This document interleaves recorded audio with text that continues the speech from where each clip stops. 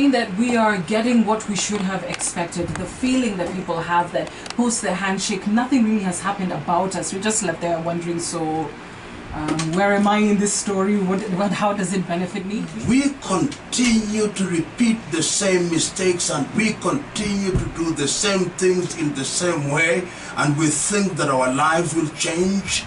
I am telling Kenyans to use this cliche, let us smell the coffee. If we don't smell the coffee, this country is never going to realize our potential. And if there is anybody to save us, it is ourselves, not the political class in this country. When President Kenyatta and Honorable Raila Amolo Odinga met, it was essentially a ceasefire, because Honorable Odinga had said that he had won the election, he had declared himself to be the people's president, and essentially what happened is that he declared a ceasefire, that going forward I will not call my troops to the street. So to me, that is what the handshake is all about. The other things ought to be predicated upon agenda, or rather not, Vision 2030 and our national development plans. If people expected manna to begin falling from heaven simply because there was a handshake, I think they are mistaken. And I personally don't expect anything extraordinary to emerge out of the rapprochement between Mr. Odinga and President Kenyatta. What I expect is that my government, to which I pay my taxes, will continue to provide and improve health, to ensure that we have proper education, to ensure that our agriculture goes on, that young men and women are given the opportunity to innovate and to invent and provide with employment opportunities, and that men and women are given opportunity to serve this country on the basis of merit rather than their ethnic extraction. That is all I expect. But you're also saying that we are to blame for thinking that they're going to sort out our problems. But many people, go to the point of, getting ready for all-out war because they believe these politicians are the ones with the wherewithal to actually change our lives. You're saying that's not it? Oh, of course it is not it. We exist and survive in spite of the politicians in this country. In spite of them. And I stress that. The politicians in this country have done everything to drive us into civil war, but we have refused. We, the people of Kenya, have refused to be driven to the abyss. In 1992, when we had the ethnic clashes which were politically motivated, the people of Kenya refused. In 1997, we refused. In 2007, we refused. In 2013, we refused. Once again in 2017-18, we refused. It is not for want of effort on their part.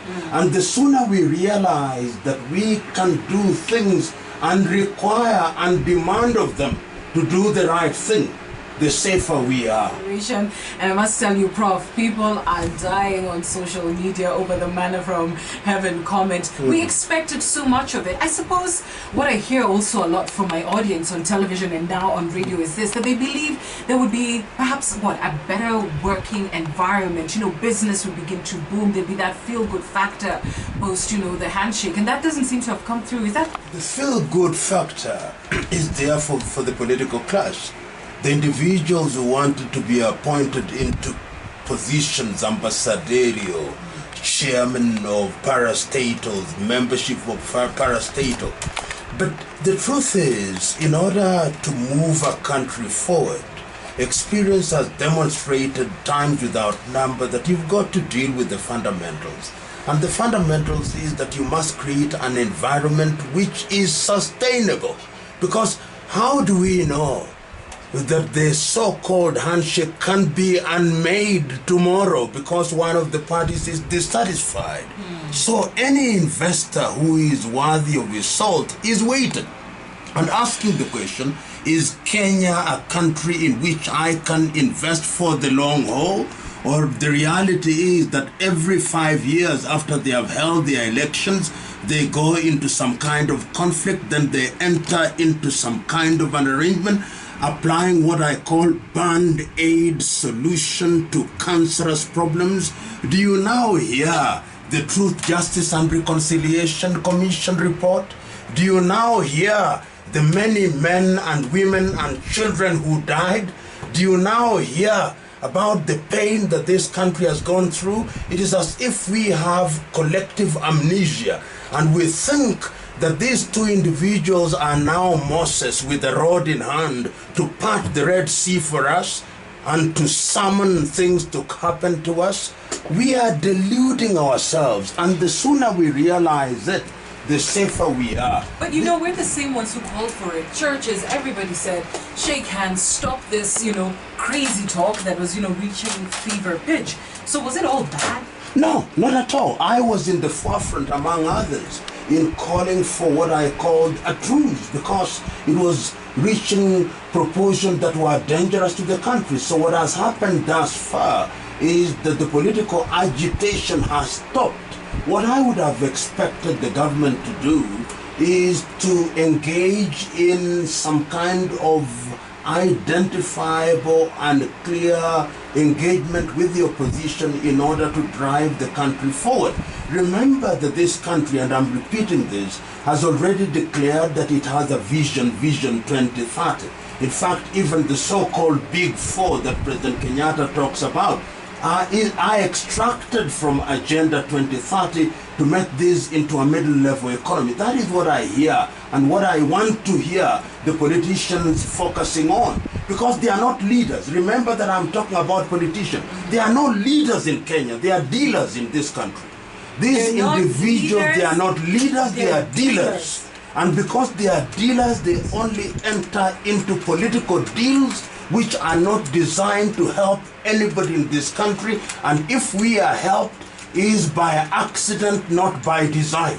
And I'm saying that it is the duty of the people in a democratic environment to make demands of those who are in positions of leadership. We don't make demands because these individuals have succeeded in dividing us along ethnic lines. They remind us we are Luhyas. They remind us we are Luos. They remind us we are Kambas. They remind us we are Kisis. This day we liberate ourselves, and I'm using this word deliberately, from that stupidity, upumbavu na ujinga huo. That is the day that this country will begin to move in the right direction. They make us kill each other, and then they take tea at State House and other fora. We have had disasters in this country. Maize. We have had disasters in this country. Parliament has not bothered to call an emergency session to deal with those issues. Instead, as I speak to you, our governors are in the United States of America. Our members of parliament are in Russia. How can you explain such individuals in a country such as this, other than that they think we are a bunch of fools who can be confused at any time? They have great contempt for us, and it's painful.